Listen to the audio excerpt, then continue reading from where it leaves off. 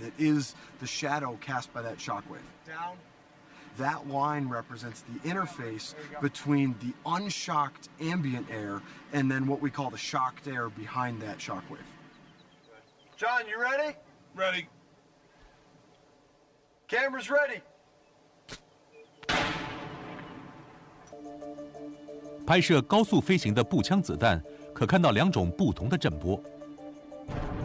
一种呈现 V 型，是子弹速度比音速快所造成的；另一种是火药燃烧产生气体推动弹头所造成的。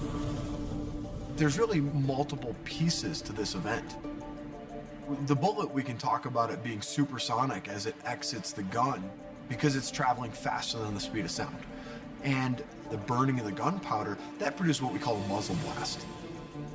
所以，使用卡尔克诺这类超音速步枪弹头，观察者可听到2种声音：弹头飞过的爆裂声，随后是枪支本身的爆炸声，像这样。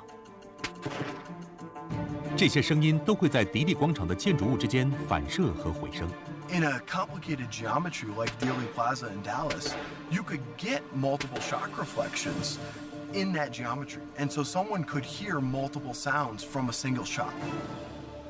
但无论大家听到什么，声音是否有可能从草丘传来，从右前方射击甘乃迪，或许能解释为什么他倒向左后方。如此一来，弹道轨迹该怎么走？1963年，华伦委员会还得手动计算弹道轨迹。如今，调查人员有了新工具：3D 镭射扫描仪。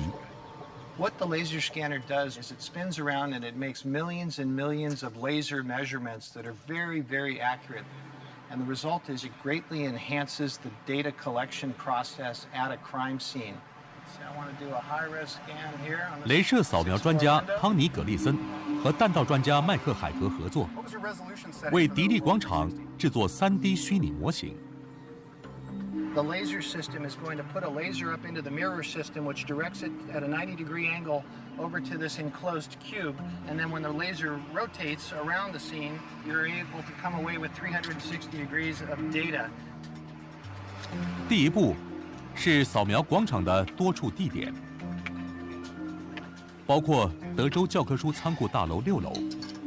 When I first started in this business, if you went into a typical crime scene, you might walk out having used your tape measure, your roller wheel, and it was inevitable that you would realize later that you missed a measurement. Do we know the camber of the road? Do we know how high the curb was? Did you take it? I didn't take it. Did you?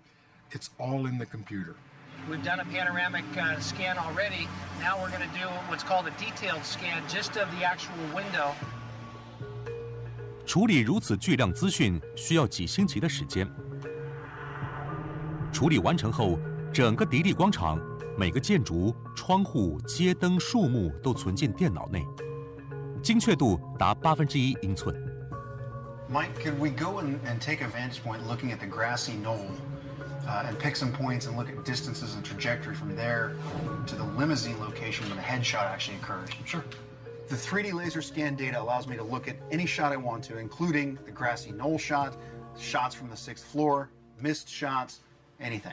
角度和距离可以解释一切。I'm interested in the distance from the knoll to, say, the headshot, and the knoll to the next shot. 麦克海格要评估草丘的弹道轨迹。Here's the corner of the stockade fence. Maybe right about behind that tree, around in there. Could we also see what the vertical angle would be, the downward angle? So from the top of the stockade fence, for example, to the president's head. Sure. If it came from the knoll, we're looking at about 105 feet. That's correct. Okay. 计算过距离和角度后，答案很清楚了。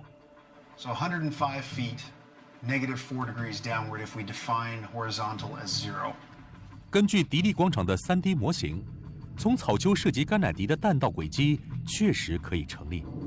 The distances are certainly within realm of a typical firearm, but you would have to have had an entrance wound in the front right area of the president's head. 甘乃迪头部右侧显然严重受伤，造成颅骨碎裂。但这处致命伤是穿入孔吗？唯一能确定的方法是检查甘乃迪的颅骨。但既然这样做是不可能的，波士顿大学医学院的一组研究团队另辟蹊径，利用电脑模拟重建甘乃迪的头部伤势。格瑞克·马洪尼是鉴识艺术家，詹姆斯·波基尼斯则是鉴识人类学家。领导团队的是彼得·康明斯，专长头部枪伤的病理学家。What I typically do with a gunshot wound to the head case is I'll try to reconstruct the skull by taking the fragments and putting them back into the place where they belong anatomically. 部分甘乃迪颅骨的碎片从头皮、坐车以及迪利广场被找回。要确认是否有从草丘射击的迹象，研究团队设法拼回颅骨碎片。康明斯希望借由重建颅骨，能看出头部右前方是否有穿入性伤口。重建完成后，团队成员看到的却是穿入性伤口在后脑处。Everything I've seen is consistent with a relatively simple scenario. Bullet enters here and comes out roughly in this area. I don't know where the exit wound is. There's not a discrete exit point. 但这只是一次实验，参考公开提供的验尸解剖照和 X 光。为了进一步了解，康明斯到国家档案局取得参考价值高的原始档案和保存的甘乃迪衣物。甘乃迪家族同意他代表本节目入内，但禁止摄影机进入拍摄。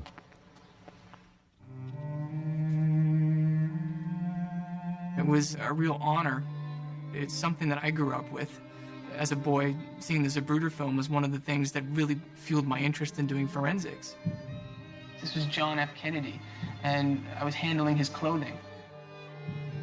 Even though I went there for a very specific reason, a scientific reason, certainly that moment wasn't lost on me.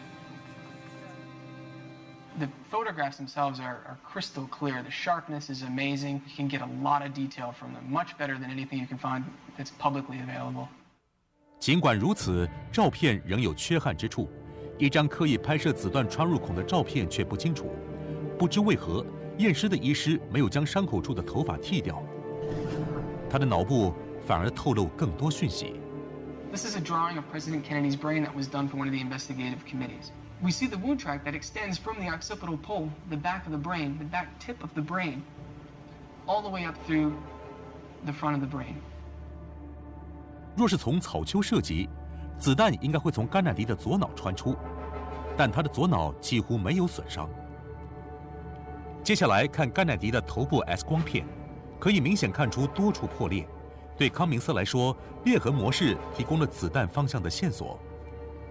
As the bullet impacts the skull, the fracture lines will radiate off from that point of impact. As that's happening, the head is also expanding from this incredible pressure wave that's occurring inside the head. 在美军研究中心生物物理实验室所进行的测试，他们将卡尔克诺弹头射进填充弹道明胶的人类颅骨。首先，射向后脑的弹头会造成往前辐射散开的裂痕，但几乎在同一时间，明胶内的压力波造成第二波垂直方向的裂痕，就如康明斯在甘乃迪 X 光片所看到的那样。So you have these long fractures that'll radiate out from an entry wound, and then you have these concentric fractures that happen perpendicular to the original fracture lines. 若甘乃迪被草丘内枪射中，颅骨裂痕应该是从前面往后面辐射散开，但 X 光片显示却正好相反，裂痕是从后往前放射。Based on this fracture pattern in the skull, I think we can definitively say no, there is no shot from the side or from the front. 但我们还有个悬而未解之谜：弹头穿入伤口究竟在何处？50年来，弹头穿入位置引发了不少争议。验尸的医师说在下方，但众议院委员会将它提高了4英寸。一名科学家认为验尸医师才是对的。赖瑞斯德迪文是创伤弹道学专家，服务于进行上述颅骨测试的美军生物物理实验室。斯德迪文认为，众议院委员会假设弹头穿入和穿出间必然是条直线，这样才能和6楼窗户连成一线。Probably the reason that they developed the higher impact point was simply to explain the fact that that sort of line could line up with the school book depository window. I don't know why they assumed that it had to make a straight path. 在生物物理实验室所做的测试，卡尔克诺子弹在颅内并非走一直线，因为它们在撞击颅骨后变形了。The bone is hard enough and strong enough and dense enough to deform the bullet. When it destabilizes, it begins to yaw. As soon as it begins to yaw, it develops a lift force, like an airplane wing, and it will inevitably take a curved path. 他的推论符合物理证据。击中甘乃迪头部的子弹破裂成碎片，留在他的脑部及座车上。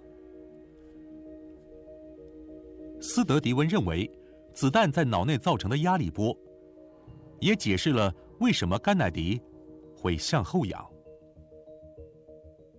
The tissue inside the skull was being moved around. It caused a massive amount of nerve stimulation to go down his spine. Every nerve in his body was stimulated. Now, since the back muscles are stronger than the abdominal muscles, that meant that Kennedy arched dramatically backwards.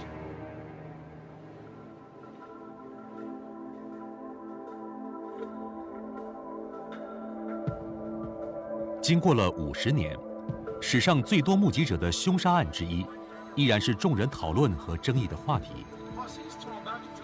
科学可以解释一些事：为什么一颗看似完好的卡尔克诺子弹能够连伤2人？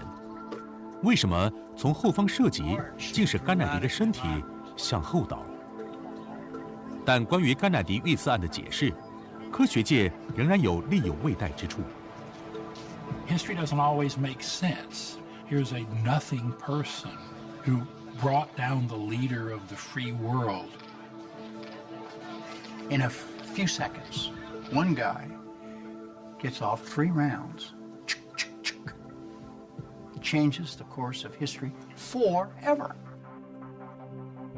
没有任何实验能说明为何有人要拿步枪到高处的窗口扣下扳机，但实验确实能够解释，里哈维·奥斯华或许就是真凶，杀害甘乃迪总统的就是他一人。The essence of good forensic science is to look at what are the competing explanations of an event. And if you can rule out that which is impossible, that which remains, however seemingly improbable, is the truth.